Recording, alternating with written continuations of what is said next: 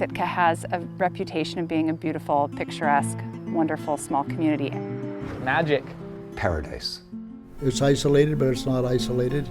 But I think there's a lot of pain and suffering that happens in our small community. Even my own father knowing that he couldn't go into certain areas in town. There's definitely a need for a homeless shelter here.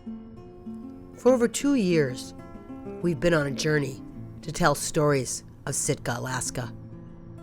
We've tried to cover a lot of ground, witness change locally, from unusual algae blooms to new construction.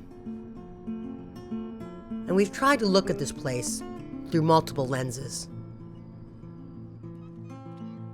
Can't go anywhere in Sitka without running into someone I know. But honestly, when I think about it, it's like there's 9,000 people here. I probably know a third of them, and then I don't see the other 2/3. It's a town where people care for each other. We love our veterans. And when they come here, within hours, if not days, they take ownership. We thought a lot about this island community and what it means to know a place. It's interesting to learn other people's perspectives.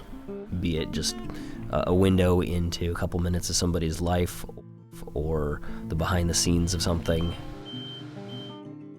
Within Sitka, there's all these little groups of communities that intersect and intertwine here and there on the edges, some more than others.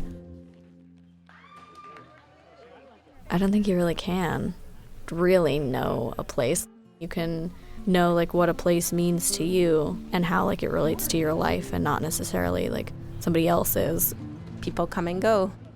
Those stories are off into the world or lost, but you captured them in the moment. Can moments answer the question we asked in the first episode? That is it getting better or worse here, and for whom? Sitka's changed, and I'd say there's some challenges with this current direction. The cost of living is impacting our younger generation and our seniors living month to month and hand to mouth. And I've seen this in other small towns where you go in the wintertime and everything's boarded up. And then you go there in the summertime and everything's open. It has become the situation even here in Sitka. Good things. We're going to get another Coast Guard boat here in another 2 or 3 years. Tourism looks solid and expanding. And that's 9 more miles of road for economic development. We need to look at the real cost of our choices. The climate's changing. We're seeing it through massive seabird die-offs, warming ocean temperatures, and landslides. I like to think every generation goes through this, but this does feel really drastic. We like to think of ourselves as being very self-sufficient, but when our businesses are closing and when we don't have the dollars coming in from higher levels of government to support our way of life here, this community is going to have a lot of very hard conversations in the next couple of years. It's a conservative wave that has hit the nation, that's hit Alaska, and it's hit Sitka. It will pass, and better days are ahead. A changing environment, budget cuts, a national tone emphasizing differences. It feels like there's a lot to grapple with as we wrap up 14 miles. How do you end it? I really think you should end with an invitation to the viewers to seek out other stories.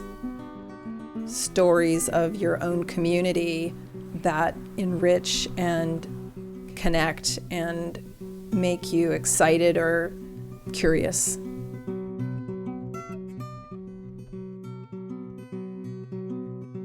That when people come here, I hope we always welcome them with open arms and show them kindness and tolerance and the ability to just get along with one another. And I'm hoping that's what we will always do.